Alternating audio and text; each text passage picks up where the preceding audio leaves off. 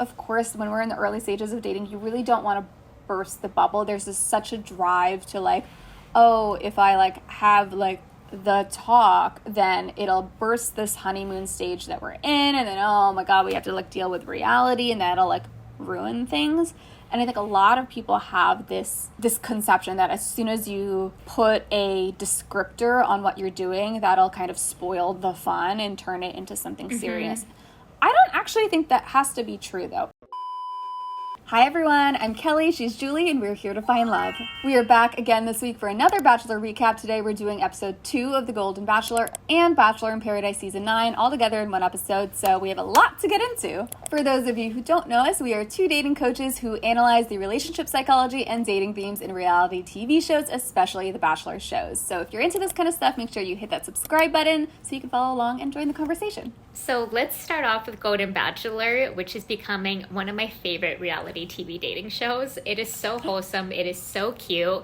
The dating feels so sincere and so genuine. It starts off with the woman exploring the mansion, and it's once again just so beautiful to see how excited and giddy and young they feel, getting to participate in this very big sleepover. I love how someone called out the bunk beds because it is really problematic. These women should not be climbing up and down bunk beds. It's another example of, I think, the show kind of tethering itself to the formula but not adjusting anything because these older women deserve comfort.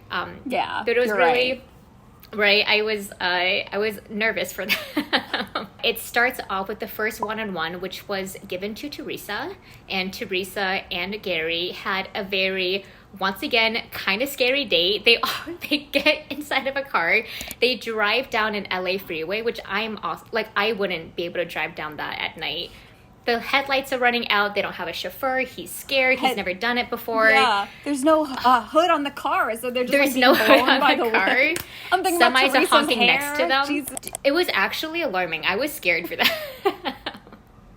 I was really frightened, and it was really cute how, Theresa was able to touch Gerry. That immediately added in a sense of calm to their date. So their date was really cute. They went to go get milkshakes at a diner. They were talking about their exes in such an expansive way because she also has a tearjerker of a story. She wasn't expecting her high school sweetheart, who she had been with since she was 14, to die very suddenly when she was at work.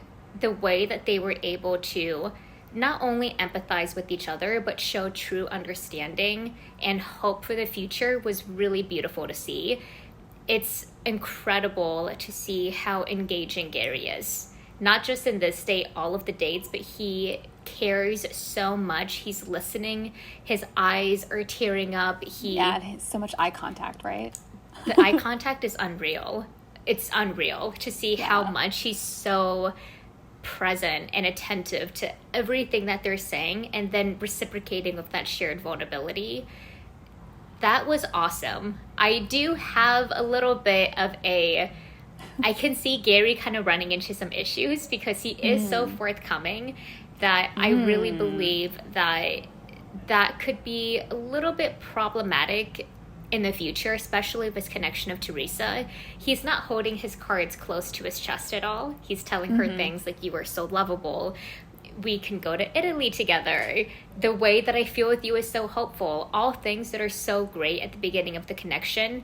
But he's exploring with so many other women that I'm just hoping that Theresa, just like Faith, isn't building up towards something and they're going to fall. But what did you think about that date? Yeah, that's a really good point. I mean, I thought it was so sweet. I mean, they were so cute together. I really liked that they were equally so excited, but both seemed like pretty nervous about this one-on-one date, like what's going to happen. And So when cute. they were at that diner, it felt like they were really, like you said, like matching each other's energy. They did a lot of like yes-anding. It felt like they were able to really bounce back and forth in this really positive way that was like building, like they were building on what the other person was saying so beautifully in a way that like it felt like they were starting to create like a true like shared like story together, like this shared narrative, this shared set of experiences, this shared beliefs, like set of beliefs. And that's something that is so beautiful at the start of a relationship when you can really feel that you and this other person are really creating this kind of like little mini world together, or a little mini universe. However, you bring up such a good point that you have to be a little bit careful when you were so early on in getting to know someone. I mean, these two are not, it's not just the two of them exclusively together, like they are already committed to each other. He is dating these other people, and he is saying all these things that could potentially get her hopes up and make a possible breakup even more devastating to her.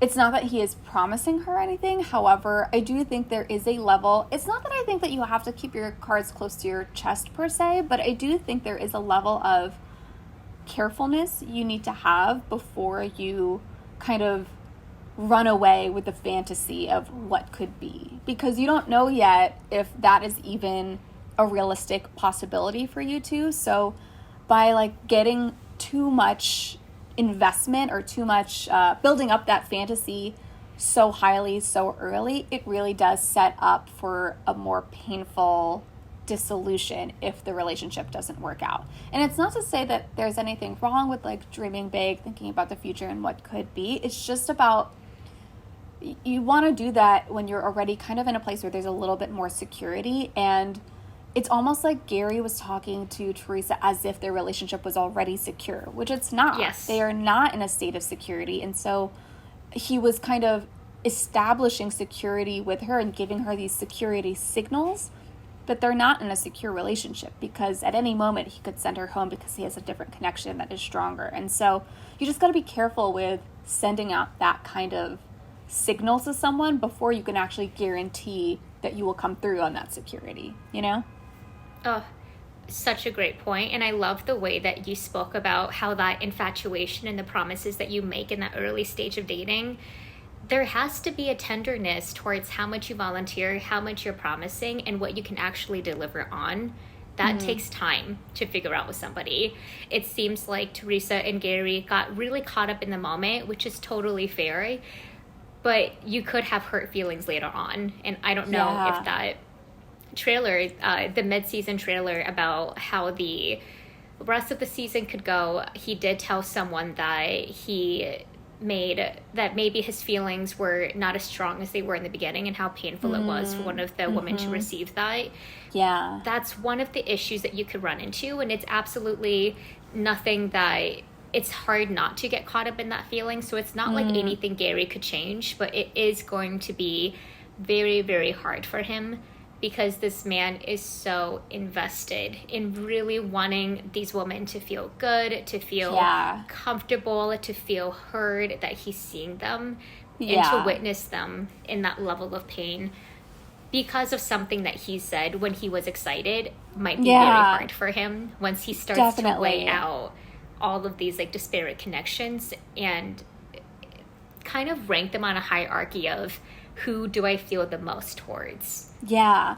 You know, you use the word caught in the moment, and I think that's a really good way of describing it. You know, we often will point at, you know, we're going to talk about Bachelor in Paradise in a second, but like often when people are caught in the moment, you're associating that with like, oh, we kissed and made out, we were just feeling something and then I kissed her, but I don't actually see anything long-term with this person. It was just like, we were in the moment, it felt right. Yeah.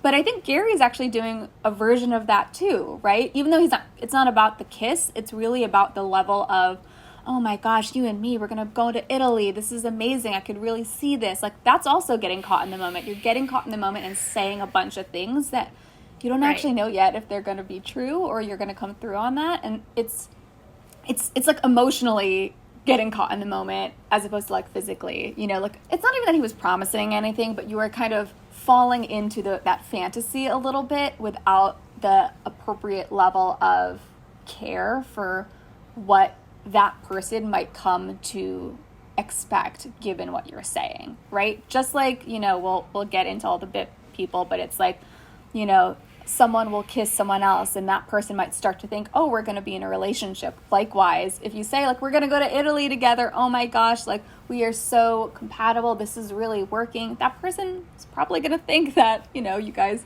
are heading somewhere based on that kind of language. So, you know, I do think it is so important to lean into your relationships, right? And I think this is something that a lot of people in modern dating, a lot of the people that I work with, this is something that people struggle with, is being able to fully lean into their connections with someone. They're feeling something, but they don't want to go all the way in and like be fully excited. And Gary's kind of like the opposite side of the spectrum, right? He's so excited and he's leaning all the way in, but I think it's somewhere in the middle. It's a delicate dance. You want to land somewhere in the middle where you are leaning in, you are taking steps forward to progress the connection without jumping into something that you don't know yet if you want or are ready for.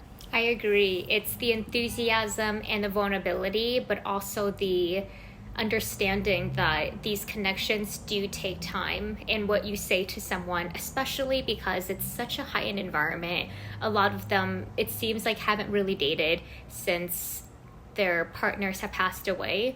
Yeah. There's a lot of vulnerability in this moment, and they are all feeling it. They're all connected to it. They all feel the possibility of something. It sucks because I really genuinely love the show. I love Gerry. I love the woman. I think the way that they have conversations, the way that they hold space for each other is beautiful to see. And it just sucks to know that the way that the show is set up will inevitably lead to a lot of really hurt emotions. Yeah. And it's hard because Gerry isn't doing anything wrong. He has a lot of riz. He has a lot of charisma. He's very forward about, I'm looking for a partner. But this show is kind of like, the more that you do that, the more they will get very, very, I mean, Faith was an example of this. She got the final impression rose, and then she kind of ended up spiraling throughout the episode when she thought, is he interested in me? Is he not interested in me? These feelings are getting caught up into it. So I'm just hoping that everybody ends up feeling great. I'm hoping everybody finds the person that they're looking for, and that Gerry doesn't walk out of this experience with trauma or feeling like, oh my gosh, I really hurt someone because I wore my heart on my sleeve and I was very open about it. That would be so hard to see that the formula of the show really hurt him or hurt any of the women, because they are, they're all so wonderful. I know. It is, you bring up such a good point that they are in such a uniquely vulnerable state, both because of the structure of the show and because of this particular group of people, like all of these folks who, many of them haven't dated since their long-term partner passed away, or at least like several of the people in this episode talked about that. And so all of these people are in kind of fragile states, and they are very much at risk of getting hurt. And I do think that Gerry is obviously such a sweetheart and not trying to hurt anyone, and you can see in these previews that he's so devastated when he realizes that he has hurt some of these people. And that's the thing, we can hurt people even unintentionally. Even with the best of intentions, we could end up hurting them if we're not thoughtful about how our behaviors are going to impact them, and what kind of chain of reactions might come about from the way that we were treating someone. So it's hard. I will admit, it's really hard to really think in this kind of big picture and expansive way, especially when you're just like, you're on a date with a cute person, you're like having a good time, and you just want to really like vibe and lean into that. It's really hard to like remember like, oh, but I can't just like lean all the way into that and then wake up tomorrow and be like, actually that was just the moment, and I have to later tell her that was just the moment. Like it's such a delicate balance of, you want to enjoy it while also being careful to not misrepresent how serious you are about that person. And I don't know that Gerry was misrepresenting himself, but you're right that it is. I didn't think of this when I watched the date, but now that you're saying it, I worry a little bit about how this is going to pan out. Dude, I am so concerned, because I feel like as the Bachelor show has developed, there's a little bit of a sportsmanship in how you're presenting yourself on The Bachelor. These people are walking into it a little bit naive, I would say, and it's not through any fault of their own. They're just not thinking about, I'm going to get this following, I'm going to do XYZ. Jesse had to explain what the date card means. I know, that was so cute. Oh my gosh. So cute. That's the only icky part of the episode that I was noticing was, oh my gosh, the way that the production of the show is, it doesn't really jive with the wholesomeness of this season that we're watching. Right. And that's all it is. Like, there is absolutely no critique on Gerry and the woman, because I think that you see what it's like when people are very genuine and you're dating, and the person that you're interested in just has feelings for somebody else. You just happen to live with them, and you know that you're actively in competition with like 20 other women. I'm glad that you brought up that there is something, of course, we have to remember, which is that because they're on a television show, it's not like the typical standards of dating apply, because while we're saying like, ooh, you got to be careful to like, you know, lean into the fantasy with someone so hard so soon, that's also kind of the point of the Bachelor show, is that you have to just kind of move really fast. Each connection, you're trying to elevate each connection as fast as possible simultaneously. And so that, of course, is the purpose of the process, but it also just sets up people to get very hurt by the end when they inevitably, all of them but one is going to be sent home. So it's just setting up a bunch of people to get extremely hurt, and that's very different from normal dating, where like in real life, I think what we're saying really applies, of like, be careful before you lean in too hard, too much, too soon, before you really know whether or not you're going to come through for this person. That's definitely true in real life. In the Bachelor universe, it's like Gary's kind of doing what he's supposed to be doing, and, you know, the results of like hurt and heartbreak and pain, that's also kind of the point of the show, unfortunately. They have walked into a scenario where the whole thing is designed to create one happy couple and a bunch of people who are devastatingly heartbroken. And that's just kind of the nature of this TV show. Oh, I love that you brought that up, because that is, I think the production of the show is not something I do think about it a lot when I'm watching it, but I think because Gary's season, I just love the format. I love older people dating. I love people of all of this life experience dating. The way that they talk about their exes is so expansive, because it's not like they've hurt me. I really loved them, and I had an amazing part of my life with them, and now I'm looking for happiness in a different way.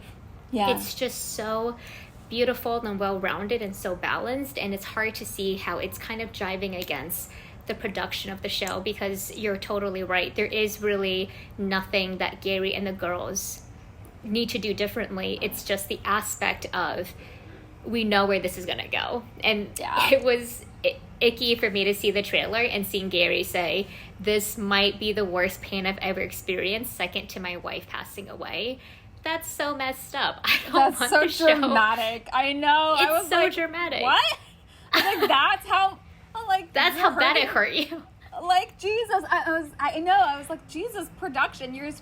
I get it. You're supposed to hurt them, but it's equivalent to the pain of losing a spouse. Like, Jesus Christ.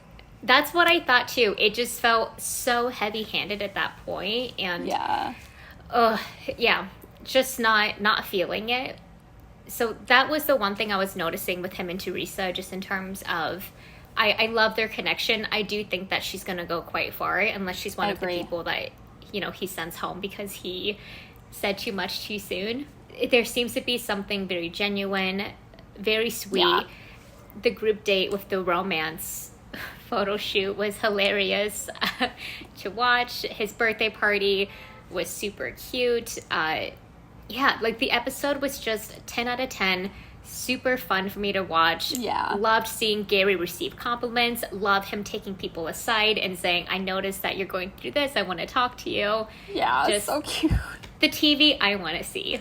Yeah, I completely agree. The whole thing was so wholesome. It was just like a full hour of full-on wholesome, cute dating, love vibes. It was just amazing. I love this show so much. And it's only 2 episodes in, but I'm totally enamored. Mm-hmm. Yeah, I cannot wait to see the rest of the season. I did not expect to like the show as much as I have. I was so surprised watching this episode, and I'm hoping, so hoping that the women continue to uplift and support each other and feel a felt sense of compassion for this weird experiment that they're all navigating, and it doesn't turn into anything catty. Yeah, I agree completely.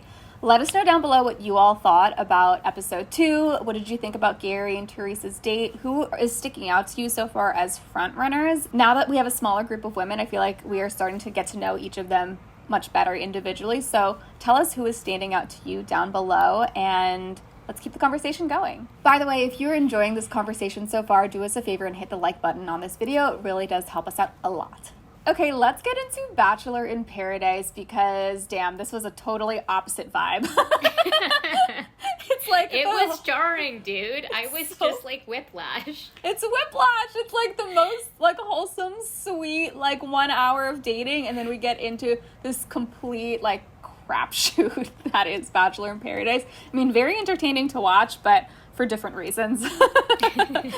So much happened in this episode. We're not going to talk about every single event that happened on the beach this week, but one thing that I will say I'm noticing as more relationships are forming and more triangles are forming is that there is this theme going on right now about this idea of what do we owe each other at the start of dating, and what are the expectations, and what is the level of honesty that is necessary when we start to get to know someone, or we're starting to maybe date someone. That was kind of, to me, a big theme of this episode and last week's episode. We see Aven comes down on the beach, and Kylie and Will had been kind of established. Kylie decides that she wants to go explore things with Aven, who she had been most interested in coming to the beach. Those two end up coupling off. She breaks it off with Will, and there's this additional kind of like Olivia piece floating around in there, with Olivia being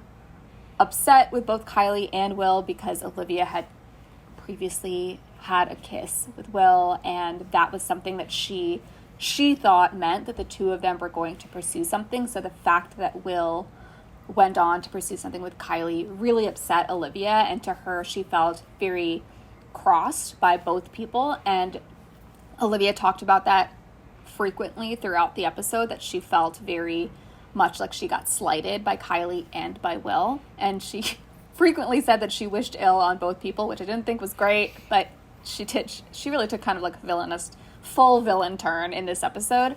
So you have that dynamic. We have a kind of a similar thing, I would say, happening with Eliza, Mercedes, and Aaron B, right? So Aaron B and Mercedes kissed on the first night. The next day, Aaron was pursuing things with Eliza, and Mercedes felt very, maybe like led on, or like she thought something was going to happen, and then all of a sudden it wasn't. Very similar to the Will Olivia thing. Eliza was also really emotional to find out that Aaron had kissed Mercedes, and she seemed to question what that would mean about their relationship. So there was a lot of this kind of happening throughout the episode. The thing that's really interesting to me about this is, we take an action like a kiss, and a kiss can mean so many different things, right? A kiss could mean, hey, we really like each other and we are going to start pursuing a relationship together. A kiss could mean we're just actually having fun in this moment. This is just going to be us hanging out, doing something casual. This is going to be us just like enjoying a moment together, but it doesn't necessarily have strings attached to it. And the thing is, all of these people kind of have these different interpretations of what kisses mean, right? Like Mercedes, Eliza, Aaron were all kind of on different pages about what that kiss meant. Will and Olivia were on different pages about what the kiss meant. And this is the thing about early stages of dating. It's so important to figure out, are we on the same page about what we're doing? Like, are we on the same page about what this is? Are we just hanging out and vibing, or are we starting to progress into a relationship? And the question is, how do you establish that level of clarity? How do you get on the same page about this? And when do you need to get on the same page about this? And some people might think that until we establish exclusivity, I don't owe you anything. Whereas people like Mercedes and Olivia both kind of felt like, well, because we kissed, there's some level of owing already there. So there are these different kind of takes. I do think that generally speaking, you can have little mini define the relationship conversations quite early on in dating. I mean, in real life, definitely, because a lot of people are meeting through dating apps, right? And so on a dating app, you usually get to like pre-establish what you're looking for on your little profile, right? So there's a way to kind of pre-establish that. And I'm a big believer that even as soon as the first date, you can kind of say like, so what are you looking for? What are you here on the beach to do? You know, what are you interested in? Are you here to explore? Are you here to find like a real connection, a real relationship? And then if you are vibing with someone, I think that can just look as simple as like, how are you feeling? Like, should we keep exploring other options? Do you want to just focus on each other? And that's something that you can talk about, I would say, like pretty early on. People feel like it's this really serious conversation, but it doesn't have to be. You can say like, I really like you. I'm so vibing on you. Sure, if someone else comes down the beach, like you should explore it, I should explore it, but like I'm really liking you. I really want to pursue this. Or you can be softer if you don't like them that much, right? And so I do think that you can have that conversation pretty early on. And Julie, do you have any thoughts on this? It's difficult because yes, there are ways that people can and should approach this in regular dating that just makes it easier. And then there's the show, which is just so complicated, so convoluted, and very incestuous, the way that these things are bleeding, coalescing, and merging together. It's very, very murky. I will say the through line is that I think that when we first start dating someone, there's almost a desire not to burst the bubble because things are so good. We just want to keep going. We want to keep amplifying it, elevating it. The show definitely supports that thesis because they're doing things that make it known you're choosing one person, whether that's giving someone a rose, whether that's spending your entire day with them. There's like these subtle markers of this person and I are building a connection and it's just you and me. I completely get that. But as the Hannah Brown date delivered, and we will expand more on that in a little bit, it's still so early days and a lot of them are very open. A lot of them are interested in seeing other connections, and I think that was a very common theme, was that a lot of people's feelings were hurt once they realized, oh, my number one maybe has another number one, and they have not just another number one, but several number ones of people they could be interested in getting to know. Does it suck? Yes. Are their feelings hurt? Yes. Can they also manage it and move through it? Yes, because this is dating. You're not always going to feel super good, super positive, super lovey-dovey all the time.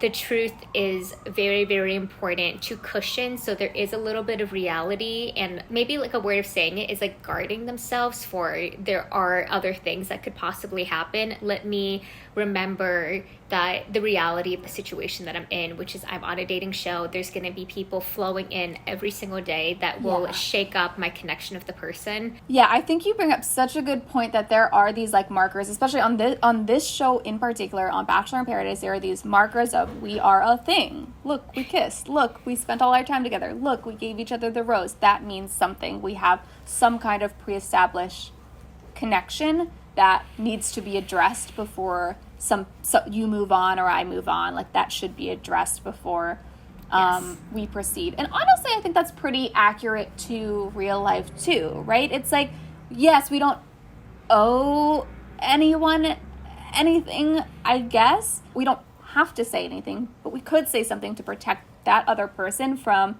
being misled or being hurt, shocked, like, oh no, I didn't realize that we weren't exclusively going to pursue something. You can protect someone from having that experience by just being open and honest about where you actually are and where you authentically are. And you bring up this other good point of like, of course, when we're in the early stages of dating, you really don't want to burst the bubble. There's such a drive to like, oh, if I like have like the talk, then it'll burst this honeymoon stage that we're in, and then oh my god, we have to like deal with reality, and that'll like ruin things.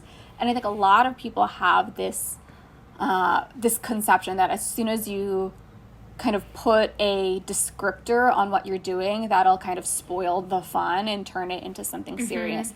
I don't actually think that has to be true, though. I really do think you can defining the relationship can be as simple as saying, I'm really enjoying hanging out with you and I want to keep doing this. I don't really know where this is going to go yet. I could be interested in something more. And also I'm just like, I'm trying to see, like I'm still getting to know you to see. So that is a form of defining the relationship, because you are telling that person exactly what you are doing and what you're intending and what they can expect from you. You're telling them, I like you, and also I'm not fully committed to you just yet. And that is defining the relationship. That is making it clear what you're doing. People think that defining has to mean now we are a capital C couple, but that's not always what it means. Sometimes it just means being clear about your intentions and being clear about where you are in your kind of progression of feelings for this person. Or if those feelings are not progressing and you're like, I'm actually just like really enjoying hanging out with you, and I really like I feel like we have so much fun and I just want to kind of keep having fun with you. I don't know that this is necessarily like the relationship for us like long term in the future, but I think we like have a good time and we should keep having a good time. You can also say that. And listen, if that person is the kind of person who also wants to just have a good time, they'll be down for that. And if they're not, then they should know now, not later, that that's what you want, right? If they're not the kind of person who just wants to have a good time with you, they deserve to know that so they can get out of the relationship and go pursue what they're looking for. So even though there is this feeling of like it'll burst the bubble, the truth is if you guys are on the same page, this is only going to help you proceed.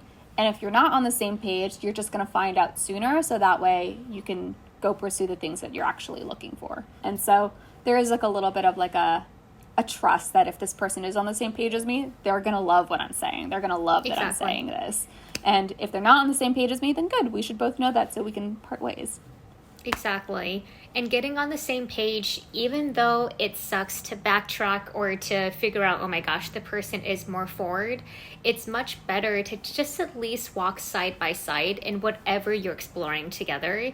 It just feels better. It's more honest. And we did see that with the Aaron B. Eliza Mercedes situation. Mercedes was relieved to basically understand that Eliza didn't really know that her and Aaron B had shared this kiss and they had this connection. And then she felt bad about any potential feelings or projections that she was giving to Eliza. And then Eliza was understanding, oh my gosh, I don't want to be in another love triangle. And this is what it is. It wasn't about each other. Like, they weren't mad at each other. They were upset about things that the situation was causing for them, whether that was based on a past experience or on some hope. It wasn't about the person. Externalizing that is very important to say in this situation, because it was very tricky. I think Aaron B did handle it the best that he could. The next day he had he had a connection of Eliza, and then he decided to tell her, I did share a kiss of Mercedes so that she could be on the same page. And I do think that it made their connection stronger in ways. It let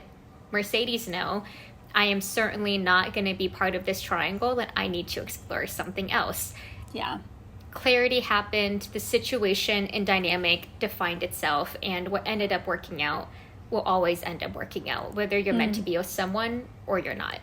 Yeah.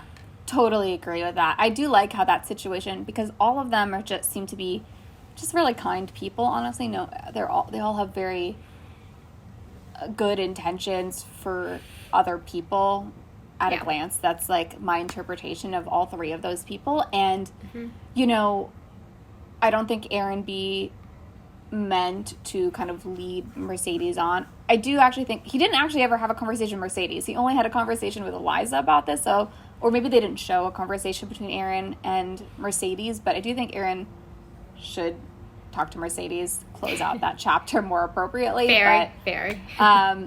But I do think that the relationship between Eliza and Aaron benefited from that clarity and communication, and Mercedes also benefited. She got the clarity actually from the Hannah Brown date, because that was when Aaron was like, I am only interested in Eliza, and Mercedes was like, okay, that's the clarity I needed, so she could move on to someone else. And look, she found another connection that seems to be fun and good for her. So as soon as that clarity came, it just helped everyone in the situation. I do think Aaron should have been the one to provide the clarity to Mercedes face-to-face, one-on-one outside of that group date scenario. But nonetheless, I am of the belief that clarity is almost always a good thing, especially in the early stages. Not almost always. I would say always. Like, it's basically always a good thing. It's painful, but it's needed to know exactly what's going on.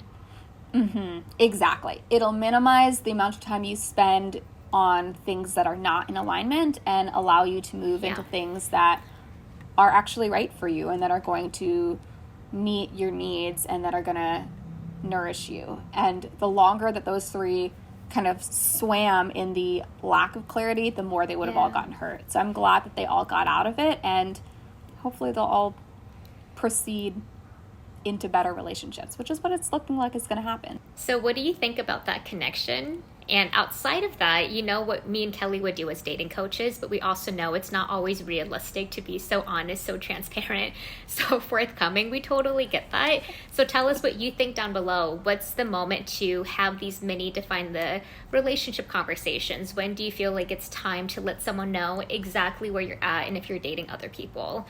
Let's talk. All right, so before I move into talking about Hannah Brown, we received some comments last week that I wanted to address. And especially some people made some really good points about the way that I personally was talking about Will, and I really appreciate that, Colin. In particular, Priya, I see you in the comments. I hear what you're saying. I definitely take it to heart. I do want to emphasize that we don't hate Will, and where we did take it too far was...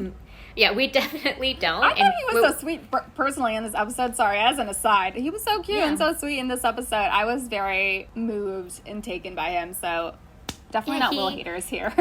Not Will haters. With the Will and Olivia situation, if I was just to isolate his exact communication towards her and just giving her the heads up of, hey, I'm interested in someone else, that was more of what I wanted to talk about, and I do back that. I think open communication in that situation is totally warranted. What I could have done a better job was giving Will enough grace in that situation, because I think that, of course, there are ways that we could always approach dating where we're at our most optimal, we're doing the healthiest thing ever. It's not completely possible. That's just me and Kelly talking about it in terms of, hey, this is something that we're noticing. This is something that you guys can take back to your dating life, but I definitely don't want it to seem like we're bashing these characters for not being the absolute best daters possible, because it's not. It's a skill, it's a technique, it's something that you put in, day out. You fail at it, you try better at it. We all do this. We're all human. Yeah, that's so beautifully said. I'm glad that you brought this up. I do stand by our reactions and analysis of the actions we saw from Will and Olivia on that first night. But yeah, it totally wasn't cool of us to sort of trash talk Will along the way. So we definitely apologize for that. We will definitely be more mindful to speak with kindness as we discuss these characters. I echo what you said. Nobody is perfect. And of course, our whole point of our show is that we bring up things that happen on these reality TV shows and talk about what's the healthiest way to approach these situations, not because we're all robots and we're going to be able to do this perfectly in our dating lives, but the more that we learn and talk about this, the more that it'll get easier to, in those moments, call upon those skills and do things in a slightly healthier way and in a way that is slightly kinder. We can only do our best in all of these situations, and of course hindsight is 20/20, but we have to look back at our past mistakes in order to know how to be better in the future. We're all always growing. No one's ever going to be perfect in these situations, and that's what we're here to do. Just talk about how can we show up in a slightly better way the next time, in the next date, and the next relationship. Julie and I are really just using these characters and these scenes to be a jumping off point for these conversations. And of course, we're also viewers of this show, and sometimes the viewer in us does come out and we discuss it more like two besties on the couch, like watching the show over drinks, right? Sometimes that does happen, but we also know that we're showing up here in this space with y'all to have more thoughtful conversations about how to navigate relationships in healthier and kinder ways. So honestly, shout out to Priya and the other commenters who gently call us back into that higher place of dialogue. We think it's so important to have that level of consideration and grace and empathy in all of our relationships and in all of our dealings with other human beings. So honestly, we're really humbled and honored to have an audience of viewers who are also holding us accountable to those very same standards. So yeah, thank you. And yeah, keep us in check. Yeah, your comments really helped us reflect further on how we could really stay close to that ethos that we're looking to build into the way that we talk about the show. So thank you for letting us know. And it's something that I'm thinking about and I will totally do better with. All right. So the Hannah Brown section, one of the weirdest parts of the episode, she walked down the beach. We all know that she's in a serious relationship with a partner. I think they were recently engaged. They pretended, Jesse pretended he had no idea what Hannah was doing on the beach. She walked down. And it was just really funny, one, to see the fan service that everybody was giving Hannah Brown, because she is an icon. She has had such an amazing season. Yeah, I love her too. I think that she's so sassy. She is just one of her Bachelorette seasons was one of the best seasons that we've seen in a long time. But all of the girls were kind of not really knowing how to react. All of the guys were secretly getting very excited, and she would take them 2 by 2 to discuss dating. And now that we've seen the episode, obviously the strategy was that she wanted to see if they would tell her anything differently if they thought that she was going to be prospective on the beach. Yeah. Because that was really the whole reason she was on the beach all along. She was there to do I don't even know how to say it. It was like an interrogation, a bonfire. I know. Set around a bonfire. I feel like they didn't frame it up very well. And she was also, because, you know, she's such a cutie. She's so awkward. Yeah. It's like she, like, couldn't even really pull it off. It was, like, very funny. She was like, here, I'm going to say the lines they told me to say. Yeah. And it was, like, very confusing. It was so confusing. Everybody on the beach was so confused. So it was just very weird. Like, even the format for the bonfire, it could have been so juicy. It could have been so exciting. If they had done a truth or dare or some kind of interactive game where everybody was loosened up, that would have been great. But because Hannah Brown came down in a way that did feel quite performative, you know, everybody sat down and then she had a deck of index cards. And then one by one, she was like, who are you interested in? Who are you not interested in? And that was so awkward, forced, something I could have maybe done without. I know. It was. I mean, this is a great example of, like, honesty is so important in relationships and in dating. Honesty is the bedrock of, like, a healthy relational dynamic. Yeah. But this is an example of, like, bad honesty. What I mean is that not that the information, I do think all that information that came out, it should probably come out. All of those people probably needed to know that information about the person that they were dating. But the format was, like, honesty for the purpose of, like, hurting and humiliating, right? That was the purpose of this. Like, let's all get into a group and, like, you know, stir drama by telling these truths, right? And so this was not honesty for the sake of kindness and for the sake of making sure the person I'm dating knows where I stand. This was honesty for the purpose of, like, chaos. All of the things that came up, I feel like needed to come up. For example, like, Rachel and Sean were able to get out of, we're going to fake that we're really interested in each other and get into we're just hanging out, and of course you should just go mac on whoever you want to mac on. They got Loved it. out of the fake stage and into, okay, we're going to be real about what we're doing here, and neither of us is that interested in the other, right? So it was, like, helpful for them to have that clarifying conversation, but it didn't need to happen in this kind of, like, embarrassing, like, group scenario where Sean is like, well, actually the person I'm interested in is Jess, and I'm just making out with Rachel because I have someone to make out with. Like, that we didn't need that. That is not a helpful way to communicate information. It's the format, it's the show trying to stir drama, and to me this was frustrating because it kind of, like, bastardized honesty. It weaponized honesty to, like, hurt the people on the beach instead of what it should be, which is it's helping everyone get closer to what they want. And instead it was used to kind of make people look and feel small. And publicly embarrassing, especially for Will, because he had a connection of Kylie. He was really feeling her. And she just had come back from her date with Avon where they had made out, right, where they did tell each other, hey, I'm interested in you. And that was the first time he was hearing, with everybody else, Avon is the better kisser. I have more of a physical connection with him. It was painful to see news that was better delivered privately or between two people, right, kind of broadcast to everybody on the beach. And I know that the show is interested in drama, but drama is naturally happening. If you just give people the space to have their own conversations and for feelings to grow, things will inevitably occur, because that's what happens with dating. Yeah. to your point, it's just like sadistic. And I was frustrated with how it made it seem like, oh, the problem was that I was forced to tell Brayden that I'm interested in another guy, and that's the problem. And it's like, no, that wasn't the problem. You should have probably told him that, you know, you're interested in other people, and that's something that's on your radar. He should know that you're interested in other people, so that way he doesn't go all in on you if you're not all in on him. But the format of communicating this information was just all wrong. What did you think about the forced honesty or this particular format on the show? Were you excited to see Hannah Brown come back on the beach? Do you think that she served her purpose in stirring the pot?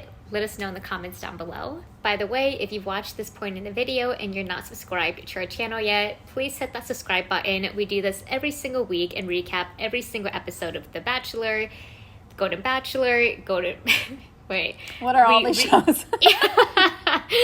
Bachelor in Paradise. Like, we do all of it. So you should subscribe and follow along. Oh my god, we do too much. Do you have a very special announcement that we are podcasting, or I guess our show is now available on podcast, so you can listen to us wherever you listen to your podcast. We'll drop the link down below in our description, and we'll have it on our Instagram as well. Although, actually, we're only available on Spotify and Apple Podcasts, so we're not actually available wherever people get their podcasts. Let me see. Okay, let me set that. Not yet. Okay. We are podcasting now, meaning that you can listen to our video on Spotify and on Apple. So we'll drop the links down below in the descriptions, and we can't wait to see you here, there, and talk to everybody next week. Bye. Bye.